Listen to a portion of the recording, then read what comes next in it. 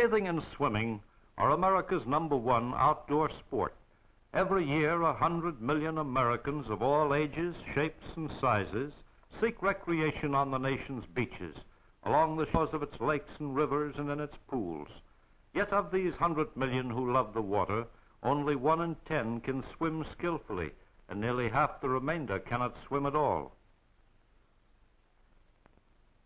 On the beach, they are towers of strength.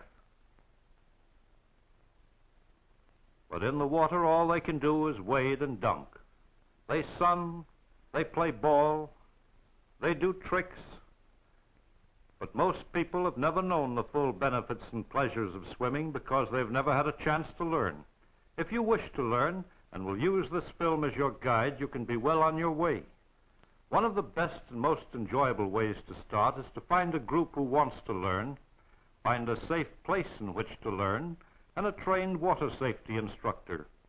These 3 fine young girls, Betsy, Bubbles, and Betty, with their instructor Bob, are all excellent swimmers. Long ago they learned there is little pleasure in just getting wet.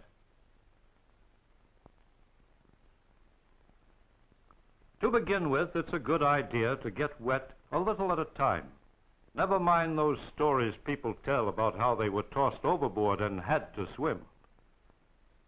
It's always best to walk out into shallow water and get used to the feel of it. By experimenting, you'll also discover that if given a chance, the water will support you.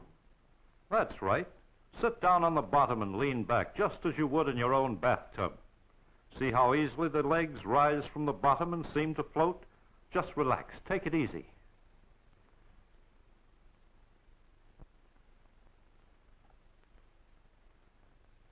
This time, Bubbles and Bob experiment in water that is waist deep.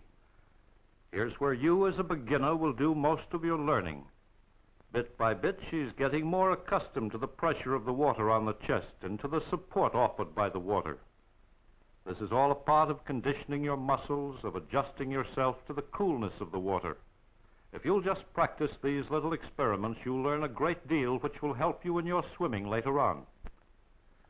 See how Bubbles tries to lift her feet off the bottom and how her own natural buoyancy tends to hold her up. Already she's finding out, just as you will, that if she gives the water half a chance, it will support her weight. She is also learning something of keeping her balance. Don't underestimate the importance of these first steps. They're basic in learning how.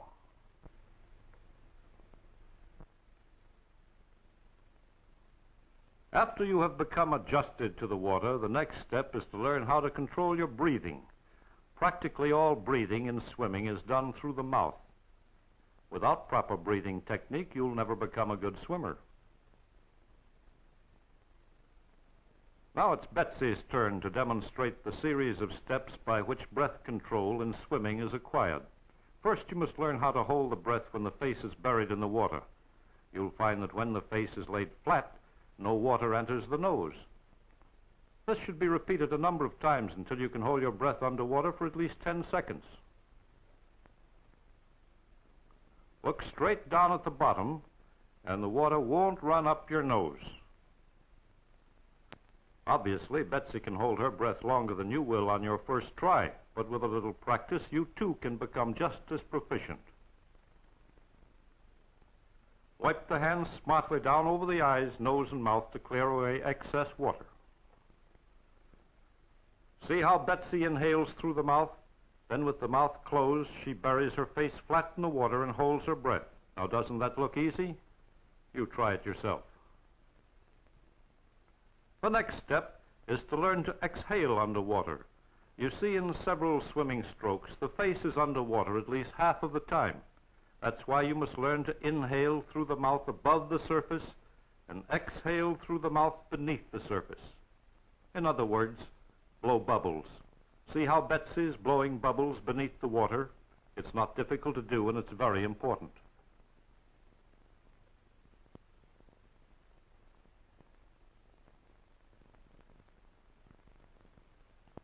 It is necessary to learn how to breathe rhythmically if you are to swim more than a few feet in the limits of one breath.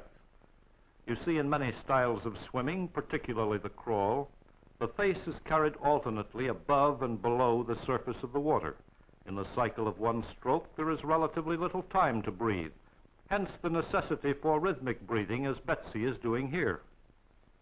The air is taken in just above the surface by rolling the face to one side, then the face is rolled under and the air is exhaled in a steady stream of bubbles.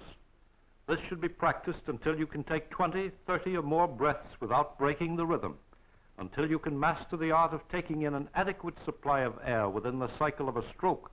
You always will be limited in endurance.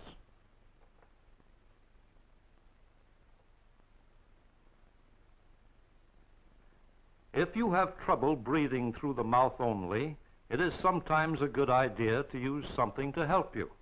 In this case, Betsy is using a faceplate, sometimes known as a diving mask. You see, her nose is now covered. She can't breathe through her nose if she wanted to, so automatically she breathes through the mouth. If you don't have a faceplate, use a nose clip, or you can even hold the nose with thumb and finger. See how easily the action becomes almost automatic. The face rolls above the surface, the mouth takes in the air, then rolls under and lets it out. Just forget you have a nose while you're in swimming. When you're in the water, you have very little use for it.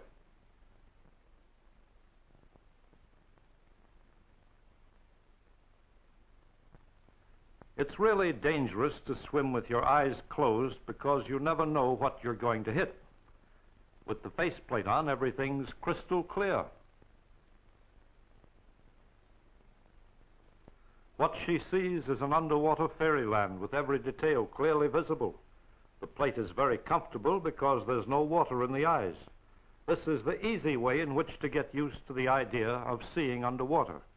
Of course, you can't swim with a faceplate all the time, so let's get used to the natural way.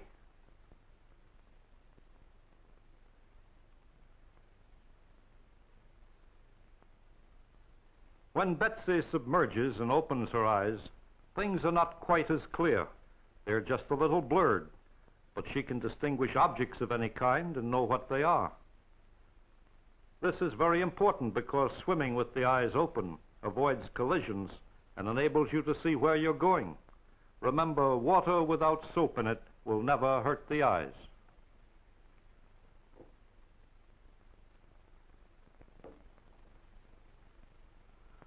Too often, beginners believe that to stay on the surface requires a lot of motion, a lot of thrashing around in all directions. Actually, it requires no effort at all. All right, Betty, you get out there with Bob and show us how easy it is to learn how to float. If possible, always start in extremely shallow water where you can easily touch bottom. Then if anything goes wrong, you know you're safe. Most people have the mistaken idea that the moment they take their feet or hands off the bottom, they will sink. By holding her breath and stretching out on the surface, she is immediately supported by the water and has no tendency to sink. Betty is in a prone floating position. This skill is essential because this is the position you will have to assume when you learn to swim on the front.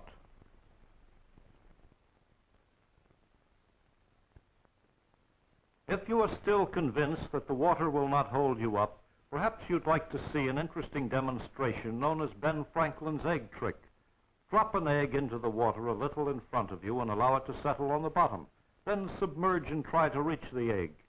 Whereas you thought it would require effort to stay up, you find that you need effort to get down. Franklin said also, and this shows that he knew safety as well as swimming, always face shallow water while